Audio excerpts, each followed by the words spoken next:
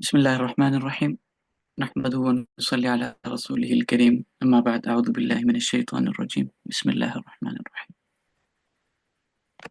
ایک مسلمان کا اپنا آپ جاننا اتنا ضروری نہیں جتنا کہ رسول اللہ صلی اللہ علیہ وسلم کے بارے میں جاننا ضروری ہے.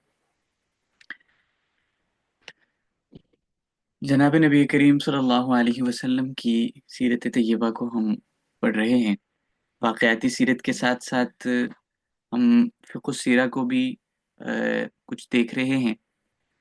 مجھے یاد پڑتا ہے کہ ہم گزشتہ جو ہمارا لیکچر تھا اس میں ہم نے آپ صلی اللہ علیہ وسلم کی جو زندگی کا یہ والا پہلو ہے جس کو ہم نوجوانی مبارک کہتے ہیں، اس پر ہم بات کر رہے تھے. رسول اللہ صلی اللہ علیہ وسلم کی حیات طیبہ کا ہر پہلو، آپ کی زندگی کا ہر حصہ امت کے لیے بہترین نمونہ ہے. اب ہم دیکھتے ہیں کہ جناب نبی کریم صلی اللہ علیہ وسلم کی جو نوجوانی کی زندگی ہے، جس کو ہم 25 سے 40 سال کا عرصہ کہتے ہیں، اس میں رسول اللہ صلی اللہ علیہ وسلم کی سیدہ خدیجہ سے شادی ہوتی ہے، اس پر ہم بات کر چکے ہیں. پھر رسول اللہ کے بیٹے سیدنا قاسم پیدا ہوتے ہیں. پھر ان کے بعد رسول اللہ کے صاحبزادی سیدہ زینب پیدا ہوتی ہیں. پھر سیدہ رقیہ پیدا ہوتی ہیں. پھر سیدہ ام کلثوم کی پیدائش ہوتی ہے، اور 39 سال کی عمر میں آپ کے صاحبزادے عبداللہ کی پیدائش ہوتی ہے. اور پھر 41 کی عمر میں، جب حضور کی عمر مبارک 41 سال تھی، تو سیدہ فاطمۃ الزہرا رضی اللہ تعالیٰ عنہ کی پیدائش ہوتی. ان سب پر ہم بات کر چکے تھے. غالباً ہماری بات چل رہی تھی کہ جو تعمیر کعبہ کا واقعہ ہے، اس کے حوالے سے رسول اللہ صلی اللہ علیہ وسلم کی اعلان نبوت سے پہلے جو واقعات، اہم واقعات رونما ہوئے، ان میں سے ایک بڑا واقعہ وہ تعمیر کعبہ کا تھا. وہ یہ کہ جناب نبی کریم صلی اللہ علیہ وسلم کی عمر مبارک جب 35 سال ہوئی ہے، تو اس وقت چونکہ اتنی بات تو طے شدہ ہے کہ قریش کے لوگ جتنے بھی گئے گزرے تھے اور برائیوں اور بدکاریوں میں وہ لوگ مبتلا تھے، لیکن کعبہ کی تعظیم ان کے اندر موجود تھی. بے شک وہ کعبہ کے اندر جا کے وہ بتوں کی پرستش بھی کیا کرتے تھے، لیکن بحیثیت اللہ کا گھر ہونے کے وہ لوگ اس کی تعظیم کرتے تھے. اب کعبہ کی جو دیواریں تھی اور کعبہ کی جو آ، اس کی چھتیں اور دیواریں وغیرہ، وہ بالکل خستہ حال ہو چکی تھی، منہدم ہونے کے قریب تھی.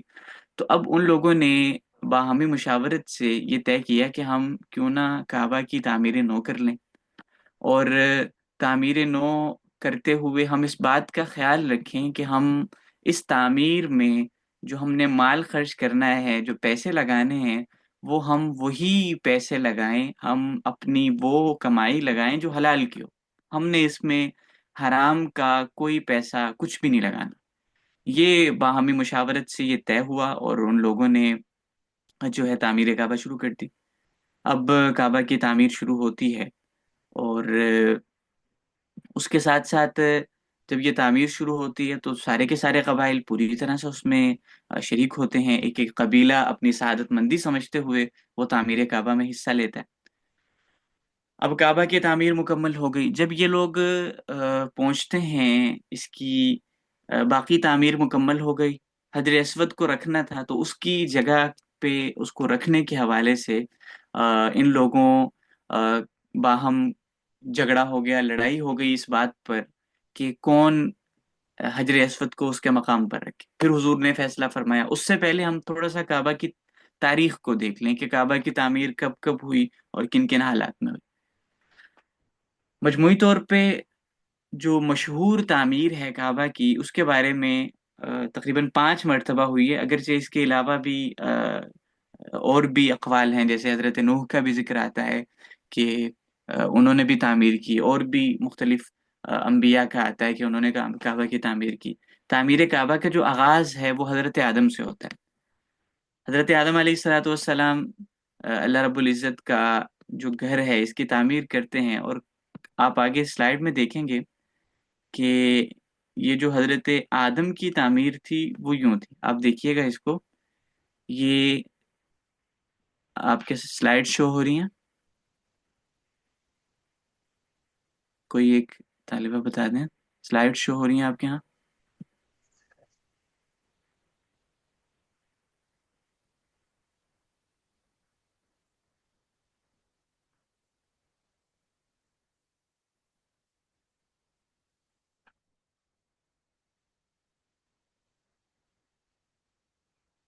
جی شو ہو رہی ہیں، جزاکم اللہ خیر۔ تو یہ آپ دیکھیے کہ حضرت آدم علیہ الصلوۃ والسلام نے جو تعمیر کی تھی وہ یوں تھی۔ کعبہ عربی زبان کا لفظ ہے، اور عربی زبان میں کعبہ، کعب یہ جو مصدر ہے اس کا معنی ہوتا ہے ابری ہوئی جگہ، اور کعبہ کو کعبہ بھی اسی وجہ سے کہا جاتا ہے کہ یہ آپ دیکھیں جو ارد گرد کی یہ ایریا ہے اس کی بنسبت یہ جگہ ابری ہوئی ہے، تھوڑی سی ابری ہوئی ہے، اس لیے اس کو کعبہ کہتے ہیں۔ ٹخنے کے لیے بھی کعب کا لفظ استعمال ہوتا ہے، کیونکہ ٹخنا وہ پاؤں کے دوسرے جو حصے ہیں ان سے ذرا ابھرا ہوا ہوتا ہے، نمایاں ہوتا ہے۔ حضرت آدم نے جو تعمیر کی تھی وہ یوں تھی۔ اس کے بعد حضرت آدم کے بعد جو دوسری نمایاں تعمیر ہے وہ حضرت ابراہیم علیہ الصلوۃ والسلام نے کی۔ حضرت ابراہیم علیہ الصلوۃ والسلام کی تعمیر جو کعبہ کی انہوں نے کی، وہ اللہ رب العزت کے حکم کے مطابق انہوں نے کعبہ کی تعمیر کی، اور تعمیر کعبہ کرنے کے بعد حضرت ابراہیم نے وَإِذْ يَرْفَعُ إِبْرَاهِيمُ الْقَوَاعِدَ مِنَ الْبَيْتِ وَإِسْمَاعِيلُ رَبَّنَا تَقَبَّلْ مِنَّا إِنَّكَ أَنْتَ السَّمِيعُ الْعَلِيمُ۔ اس کی تفصیل میں نہیں جاتے ہم کہ انہوں نے کعبہ کی تعمیر مکمل کی، پھر دعا کی، اور اس دعا میں ایک ان کی دعا جو دعائیں انہوں نے کی تھی ان میں ایک دعا یہ شامل تھی کہ ربنا وبعث فیہم رسولا منہم یتلو علیہم آیاتی، یعنی پیغمبر آخر الزماں کی بعثت کی، اپنی جو ہے نسل میں حضور کی بعثت کی، نبی آخر الزماں کی بعثت کی انہوں نے دعوت کی۔ جتنی دعائیں حضرت ابراہیم نے کی تھی وہ ساری کی ساری قبول ہوئی۔ اب حضرت ابراہیم علیہ الصلوۃ والسلام نے اپنے صاحبزادے حضرت اسماعیل کے ساتھ مل کر یہ کعبہ کی تعمیر کرتے ہیں۔ تعمیر کعبہ مکمل ہو گئی۔ اب آپ دیکھیں یہ جو تعمیر ہے یہ مکمل چکور ہے، یعنی کعبہ ایک مکمل چار دیواری کے اندر ہے، اور اس کی تعمیر میں کوئی حصہ کعبہ کا باہر نہیں ہے، مکمل وہ چار دیواری کے اندر اندر ہے۔ اب ہوا یہ کہ جب رسول اللہ صلی اللہ علیہ وسلم کی بعثت سے 5 سال قبل قریش نے جب تعمیر کی، تو میں پہلے بتا چکا ہوں کہ انہوں نے تعمیر کعبہ کرتے وقت اس بات پر تہیہ کر لیا تھا، باہمی اتفاق سے یہ بات طے ہو گئی تھی کہ ہم رسول اللہ صلی اللہ ہم جو ہے اس تعمیر میں اپنا حلال مال لگائیں گے، ہم حرام کی کوئی اس میں کمائی یا کوئی ایک پیسہ بھی ہم حرام کا نہیں لگائیں گے، جتنی ہماری حلال کی کمائی ہوئی ہم اس کے ذریعے سے کعبہ کی تعمیر کریں گے۔ چنانچہ یہ تعمیر کرتے ہیں۔ اب تعمیر کرتے کرتے یہ حتیم والا جو حصہ ہے جس کو حتیم کہا جاتا ہے، یہ آپ سلائیڈ میں بھی دیکھ رہے ہوں گے، حتیم والے حصے کے قریب پہنچ کر ان کی جو حلال کمائی تھی وہ ختم ہو گئی۔ اب انہیں یہ ٹینشن پڑ گئی کہ یہ جو ہماری کمائی ہے حلال کے پیسوں کی وہ تو ختم ہو گئی، اب کیا کیا جائے؟ چنانچہ پھر وہی بات ہوئی کہ جتنی تعمیر ہو گئی ہے اس والے حصے پر ہم بجائے اس کے کہ ہم حلال کی کمائی لگائیں، ہم اس کو ایسے ہی رہنے دیتے ہیں، باہر ہی رہنے دیتے ہیں۔ چنانچہ وہ پھر حتیم والا حصہ باہر ہی رہنے دیا گیا۔ اس کے بعد اچھا اب آگے جب یہ حتیم والا حصہ باہر رہا، رسول اللہ صلی اللہ علیہ وسلم بھی اس تعمیر میں شریک رہے۔ اس واقعے میں بعد میں آتا ہوں، پہلے یہ تعمیر کعبہ والا جو اس کی تاریخ ہے اس کو مکمل کر لیتے ہیں۔ اب رسول اللہ صلی اللہ علیہ وسلم کے دل میں خواہش تھی کہ کیوں نہ میں کعبہ کو اسی طرز پر تعمیر کروں جس طرح میرے جد امجد حضرت ابراہیم علیہ الصلوۃ والسلام نے کعبہ کی تعمیر کی تھی، یعنی حتیم والا حصہ بھی اندر تھا، چار دیواری کے اندر تھا۔ لیکن رسول اللہ صلی اللہ علیہ وسلم نے اپنی ایک زوجہ محترمہ سے فرمایا کہ میری خواہش تو یہ ہے، غالباً حضرت عائشہ سے رضی اللہ تعالیٰ عنہ، میری خواہش تو یہ ہے کہ ایسا کیا جائے، لیکن مجھے ڈر ہے، اندیشہ ہے کہ کہیں میری قوم کسی فتنے میں مبتلا نہ ہو جائے، تو ان کے فتنے میں مبتلا ہونے کا اندیشہ ہے، اس لیے میں جو ہے تعمیر کعبہ اس طرز پر نہیں کر رہا، اس لیے میں چھوڑ رہا ہوں، وگرنہ میری دلی خواہش تو یہ ہے کہ میں اسی طرح اس کو تعمیر کروں۔ اب رسول اللہ صلی اللہ علیہ وسلم کی بعثت ہوتی، آپ کا وصال ہوتا ہے، اور اس کے بعد حضرات خلفائے راشدین کا زمانہ گزرتا ہے، پھر حضرت عبداللہ بن زبیر کا دور حکومت آتا ہے۔ حضرت عبداللہ بن زبیر رضی اللہ تعالیٰ عنہ سیدہ عائشہ کے بھانجے بھی ہیں، سیدہ اسماء کے بیٹے ہیں، عروۃ بن زبیر کے بھائی ہیں، بڑے بھائی ہیں۔ تو صحابی ہیں حضرت عبداللہ بن زبیر رضی اللہ تعالیٰ عنہ کو اس خواہش کا علم تھا رسول اللہ کی. جب وہ حاکم بنے تو انہوں نے رسول اللہ صلی اللہ علیہ وسلم کی خواہش کے مطابق کعبہ کو اثر نو اس کی تعمیر کی، اور اسی طرح تعمیر کیا جس طرح حضرت ابراہیم علیہ الصلوۃ والسلام نے تعمیر کعبہ کی تھی. اس لیے کہ حضرت عبداللہ بن زبیر کے زمانے میں تو کسی فتنے کا اندیشہ نہیں تھا. رسول اللہ کے عہد میں تو چونکہ نئے نئے لوگ مسلمان ہوئے تھے تو اندیشہ تھا کہ کسی فتنے میں مبتلا نہ ہو جائیں. اب وہ فتنہ ختم ہو گیا تھا اور بہت سارے لوگوں کو رسول اللہ کے خواہش کا بھی علم ہو گیا تھا. تو اب حضرت عبداللہ بن زبیر نے کعبہ کو اسی طرح تعمیر کیا جس طرح حضرت ابراہیم نے کیا تھا. اچھا، حضرت عبداللہ بن زبیر کے زمانے میں حجاج بن یوسف بھی اسی زمانے میں تھا. حجاج بن یوسف نہایت شدید مخالف تھا حضرت عبداللہ بن زبیر اور آپ کی حکومت اور اس میں. تو اس نے بدبخت نے بہت سارے صحابہ کو قتل کیا، بہت سارے تابعین کو. اس نے ایک لمبی فہرست ہے، یعنی کتنے ہزار صحابہ اور تابعین کو اس بدبخت نے قتل کیا. حضرت عبداللہ بن زبیر رضی اللہ تعالیٰ عنہ کو بھی ان کی مخالفت میں بھی یہ کھڑا تھا، اور اس نے حضرت عبداللہ بن زبیر کو شہید کرنے میں بھی بنیادی کردار ہے حجاج بن یوسف کا. کعبۃ اللہ پر بھی حملہ کیا، مدینہ مکۃ المکرمہ پر حملہ کیا. اب حجاج بن یوسف سیاسی طور پر مخالف تھا. اب حضرت عبداللہ بن زبیر کی شہادت کے بعد جب اس کے پاس زمام خلافت آئی، جب اس کے پاس حکومت اس کے یہ حاکم بنا، تو اس نے کعبہ کو یعنی اتنی مخالفت یہ تک گوارا نہیں کیا کہ حضرت عبداللہ بن زبیر نے کعبہ کو جس طرح تعمیر کیا تھا اس نے اس کو تعمیر وہ گرا کر اس کو یعنی اس طرز پر نہیں رہنے دیا جس طرح پر حضرت عبداللہ بن زبیر نے تعمیر کیا تھا، بلکہ اس نے اس کو گرا کر دوبارہ سے قریش نے جس طرح تعمیر کیا تھا اس طرح کر دیا.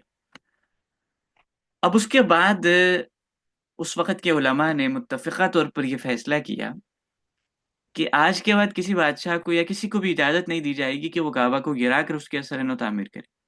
اس لیے کہ پھر تو یہ بادشاہوں کا کھیل بن جائے گا. ہر نیا آنے والا بادشاہ کہے گا کہ میری خواہش یہ ہے کہ کعبہ کیوں تعمیر کر دی جائے. اور پھر ایک کہیں نہ کہیں اس میں ایک بلکہ نمایاں پہلو کعبہ میں وہ عظمت اور احترام والا ہے کہ ہر مسلمان کے دل میں کعبہ کی عظمت ہے. تو چاہے جائے کہ وہ کسی اور مقصد سے تعمیر کرے، لیکن یہ والا عنصر بھی تو ہر انسان کے دل میں، ہر بندے کی خواہش ہوتی ہے کہ وہ اتنے بڑے عظیم کام میں وہ حصہ لے، اللہ کے گھر کعبۃ اللہ کی تعمیر میں. تو اس وقت پھر علماء نے متفقہ طور پر فیصلہ کیا کہ آج کے بعد کسی کو اجازت نہیں دی جائے گی کہ وہ کعبہ کو گرا کر دوبارہ سے اس کی تعمیر کرے، بلکہ جوں ہے جیسا ہے اس کی عمارت کو، اس کی تزئین و آرائش تو کی جاتی رہے، اس کی عمارتوں کو تو مضبوط کیا جاتا رہے، لیکن اس کو مکمل گرا کر اثر نو تعمیر کی کسی کو اجازت نہیں دی جائے گی. چنانچہ تب سے اب تک جو طرز تعمیر کعبہ ہے وہ ہو بہو اسی طرح ہے، اس کی عمارت اسی طرح. پھر ہر زمانے میں تعمیر ہوتی رہی، اس میں توسیع ہوتی رہی مسجد حرام میں، تو کعبہ کی بھی تزئین و آرائش ہوتی رہی. اب آپ دیکھیں یہ ترکوں کے زمانے میں مسجد حرام کی توسیع ہوئی تو اس وقت کی یہ تصویر ہے. پھر آگے چل کے ترکوں کے بعد جب سعودی حکومت قائم ہوتی ہے تو یہ شاہ عبدالعزیز کے دور میں مسجد حرام کی مزید توسیع کی گئی، مزید اس کو بہتر کیا گیا اس کی تعمیر کو. پھر یہ شاہ فہد کے دور میں مسجد حرام کی مزید توسیع ہوئی. اسی طرح آگے شاہ عبداللہ ہے، اور یہ سلسلہ اب تک جاری ہے کہ کعبہ کی تعمیر جو ہے وہ کی جاتی رہی ہے، اور اب تک اس کی تعمیر میں اس کی مسجد حرام کی توسیع کا کام، بلکہ اب بھی جو حضرات جاتے ہیں اللہ تعالیٰ سب کو لے جائے، ہم سب کو مقبول حاضری نصیب فرمائے. تو جو جاتے ہیں وہ یہی کہتے ہیں کہ اب بھی وہاں مشینیں وغیرہ لگی ہوتی ہیں، کام ہر وقت چل رہا ہوتا ہے. تو یہ اس کی تزئین و آرائش اور اس کی توسیع کا کام آج بھی جاری ہے. اب ہم آتے ہیں اپنے جو گفتگو کا بنیادی حصہ تھا اس پر، کہ جب قریش نے کعبۃ اللہ کی تعمیر شروع کی تو اب ساری تعمیر باقی تو ہو گئی، لیکن مسئلہ اس بات پر آ کے کھڑا ہو گیا کہ حجر اسود کو کون رکھے.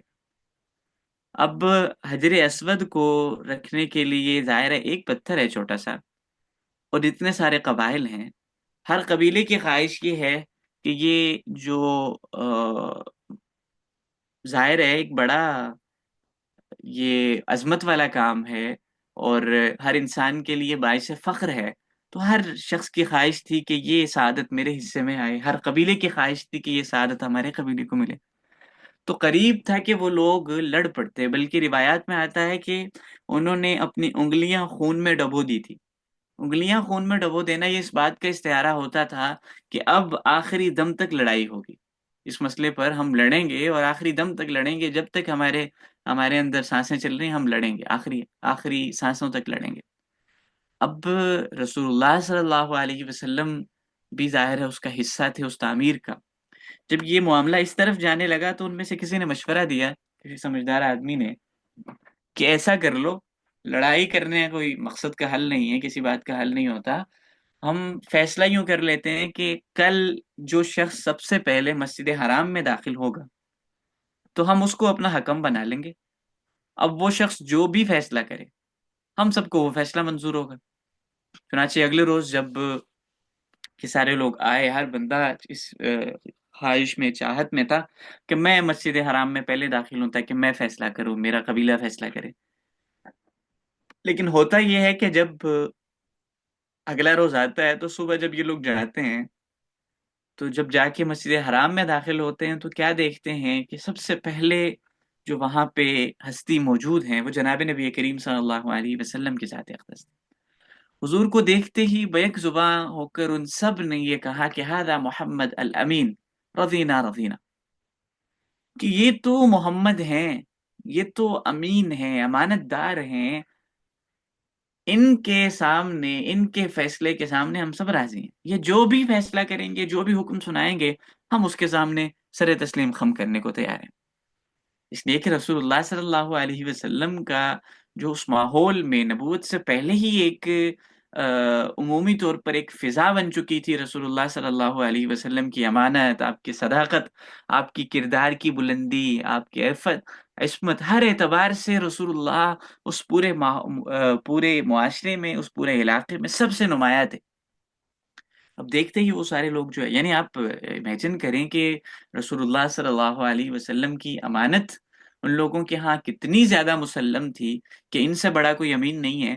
آپ ہجرت کے موقع پہ آپ پڑھتے ہیں کہ جب رسول اللہ جا رہے تھے تو کچھ امانتیں تھیں جو حضرت علی کو سپرد کر کے آپ حضرت ابو بکر کے ساتھ مدینہ کی طرف روانہ ہوئے، تو آپ ذرا سوچیں تو صحیح، وہ امانتیں کس کی تھی؟ وہ امانتیں ان لوگوں کی تھی جو حضور کے شدید ترین مخالفین تھے، یعنی جو پلاننگ کر رہے ہیں کہ وہ رسول اللہ کو والعیاذ باللہ قتل کریں، شہید کریں، آپ کو نقصان پہنچائیں، وہی لوگ آپ کے پاس امانتیں رکھ رہے ہیں۔ یعنی انہیں بھی یہ پتا ہے کہ ان سے زیادہ امین کوئی نہیں، ان سے زیادہ دیانت اور امانت کا خیال رکھنے والا کوئی شخص نہیں۔ تو جناب نبی کریم صلی اللہ علیہ وسلم کو جب دیکھا سارے خوش ہوئے، تو رسول اللہ صلی اللہ علیہ وسلم نے جو ہے یہ کیا کہ ایک چادر منگوائی اور اس چادر میں حجر اسود کو رکھوایا اور ہر قبیلے کے ایک فرد کو بلا کر اس چادر کو کونوں سے پکڑوایا، سب اٹھا کر حجر اسود کے مقام پر جہاں رکھنا تھا اس کو وہاں پر اٹھا کے لے آئے۔ جب وہاں پہنچے تو حضور نے اپنے دست اقدس سے اٹھایا اور حجر اسود کو وہاں نصب کر دیا۔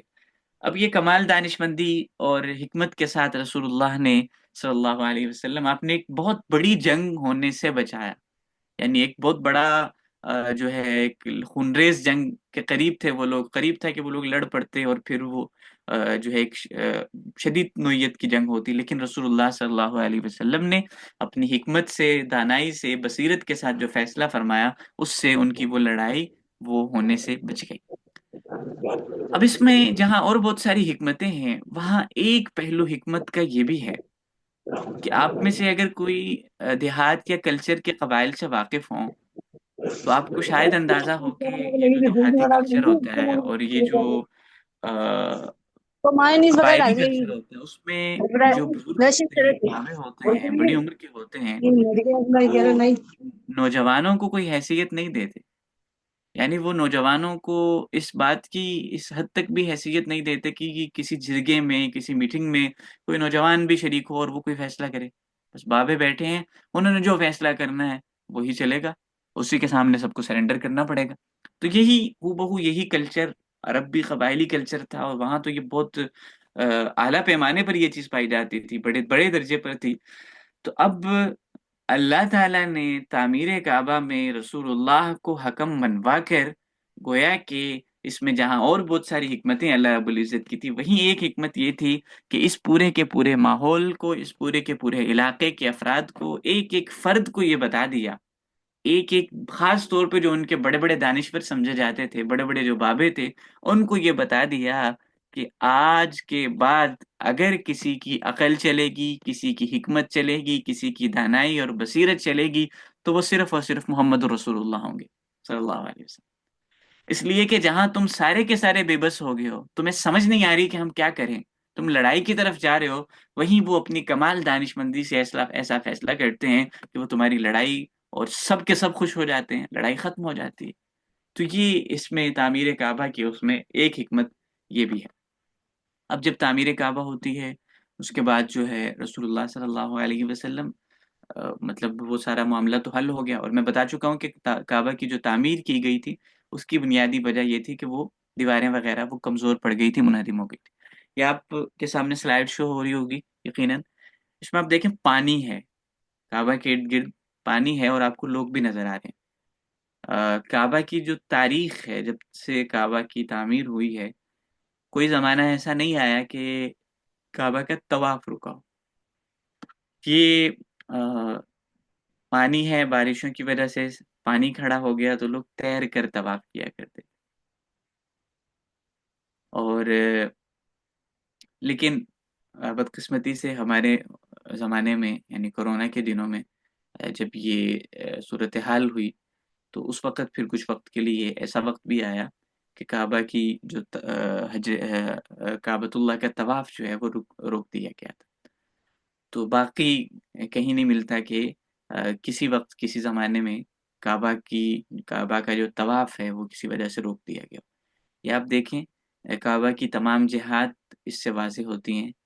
یہ جو حجر اسود والی جہت ہے، یہ ملک ہے، اللہ بھلا کرے،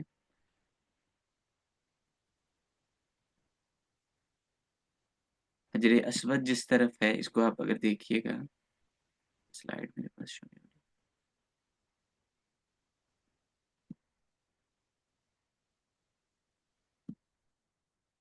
بلکہ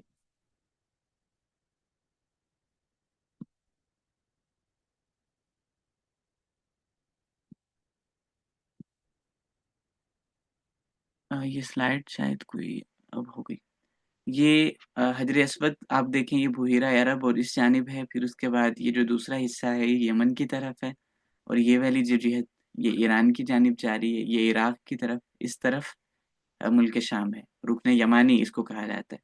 یہ جو حجر اسود والا جو کونا ہے، اس کے ساتھ جو اس طرف والا کونا ہے، اس کو رکن یمانی کہا جاتا ہے۔ یہ آپ دیکھیے گا حجر اسود کی تصویر ہے۔ تو اس میں اوورآل جو رسول اللہ کی اس سے پہلے کی زندگی ہے، اس کا ایک نمایاں واقعہ تھا کعبۃ اللہ کی تعمیر کا، اس پہ ہم کچھ بات کر چکے ہیں۔ مجھے یاد پڑ رہا ہے کہ شاید ہم اس پہ پہلے بھی بات کر چکے ہیں، لیکن میں نے سے پوچھا تھا شروع میں، بتایا نہیں گیا۔ تو آج جو ہماری ویسے بھی کافی دنوں بعد کلاس ہو رہی ہے، تو انشاءاللہ کوشش کریں گے کہ جو 2-4 دن مزید رمضان میں ہو سکتی ہے وہ کلاس ہماری ہو جائے، اور اس کے بعد پھر جو ہے ہم اس پہ انشاءاللہ اگلی جو زندگی ہے رسول اللہ کی اعلان نبوت کے بعد والی، اس پر انشاءاللہ ہم تفصیل سے بات کریں گے۔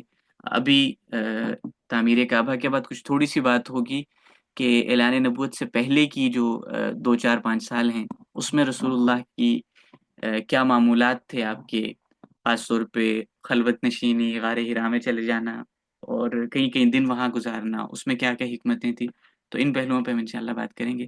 تو تعمیر کعبہ کے حوالے سے اگر آپ میں سے کسی کا سوال ہو تو اس کو سوال کر سکتی ہیں۔ جزاکم اللہ خیر۔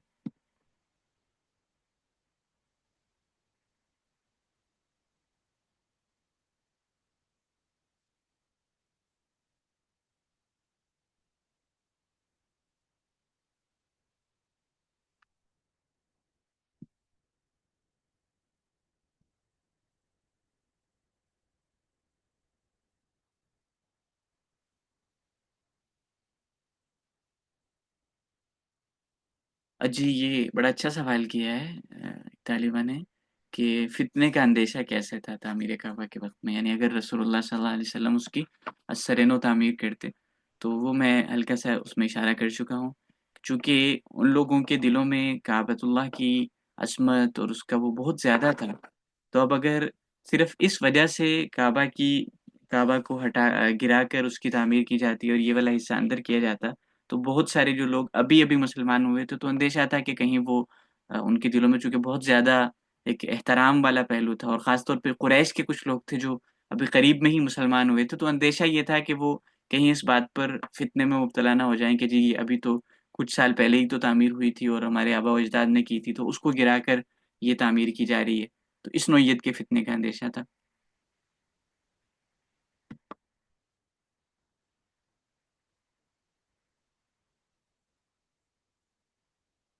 جی مزید کوئی سوال؟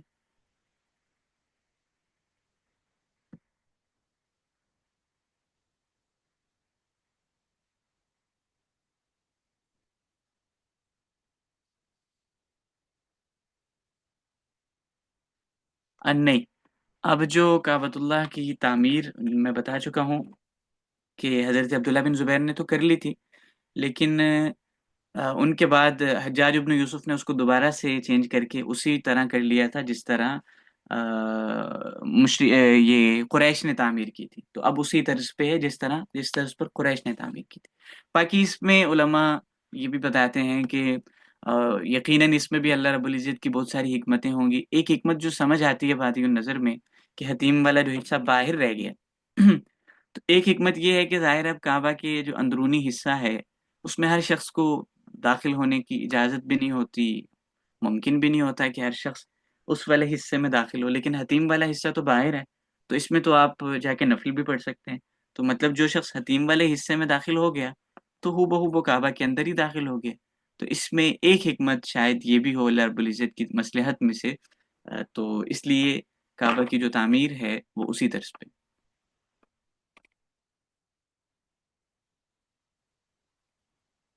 جی جزاکم اللہ خیر، آپ نے بہت اچھے سوالات کیے ماشاء اللہ۔ مزید کسی کا کوئی سوال ہو؟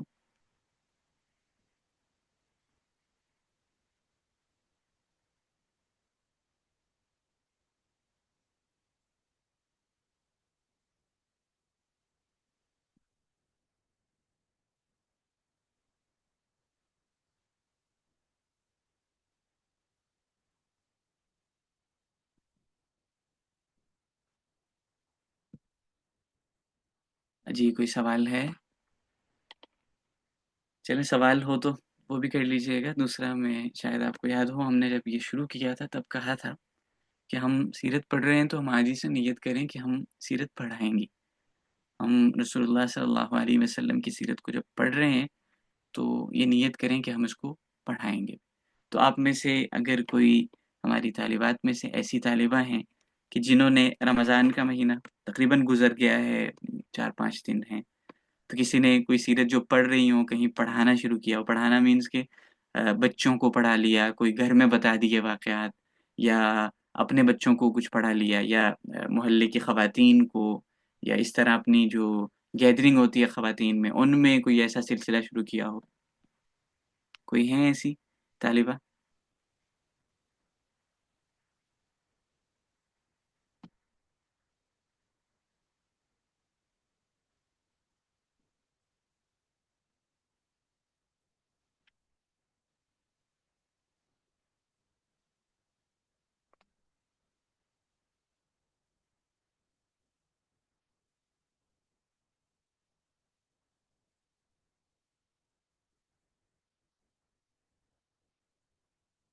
اچھا ماشاء اللہ، یہ بھی اچھا ہے کہ آپ کسی کو مطلب آ، پڑھانا تو وہ بھی بہت اچھا ہے کہ کوئی آپ کے قریب ہیں، آپ کے بچے ہیں، گھر کے بچے ہیں، بہن بھائی ہیں، ان کو آپ پڑھائیں، والدین کو بتائیں، اور یہ بھی ہوتا ہے کہ آپ کسی کی رہنمائی کر دیں، کسی کو سیرت پر کوئی کتاب دے دیں، کوئی اس کو لیکچر بھیج دیں کہ یہ سن لیں، کوئی کتاب PDF وغیرہ یا جو بھی کوئی کتاب تحفے میں دے دیں، خواتین کے یہاں تحفے وغیرہ اس کا بھی ہوتا ہے، تو اس عید پر اپنی کسی سہیلی یا کسی کو بھی گھر میں کسی کو آپ تحفہ دینا چاہیں تو اس کو بجائے اس کے کہ دیگر چیزیں دیں وہ بھی بہرحال دیں، اس کے ساتھ ایک کتاب بھی دے دیں، چھوٹی سی سیرت کی کوئی بھی کتاب.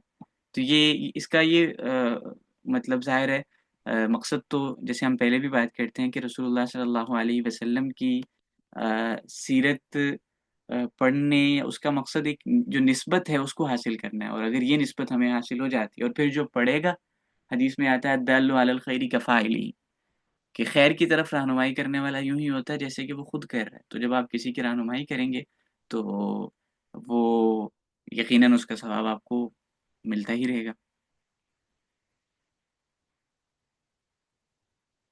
اچھا ماشاء اللہ ایک اور طالبہ ہیں وہ بتاتی ہیں کہ آج ہی ان کو توفیق ملی ہے ماشاء اللہ. تو یہ اچھا ہے. آپ جتنا سرکل ہے آپ کا ضروری نہیں ہے کہ کوئی بہت بڑی پیمانے پر ایسا کیا جائے، وہ بھی ہو جاتا ہے. لیکن ابھی ہمارے پاس جتنی دسترس ہے، بچے ہیں گھر کے، اپنے بچے ہیں یا والدین ہیں یا بہن بھائی ہیں، ان کو بھی اگر ہم بتائیں تو یہ بھی کافی ہے. واقعہ طائف میں اکثر بتاتی ہوں، دلوں کو نرم کرتا ہوں. جی بالکل ایسا ہے. جزاکم اللہ خیر، بہت شکریہ. ہماری آج کی کلاس مکمل ہو گئی ہے، اور مزید اگر کوئی سوال ہو تو آپ اپنے استاد محترم کو بھیج دیجیے گا، وہ انشاءاللہ مجھے بھیج دیں گے. جزاکم اللہ خیر. السلام علیکم.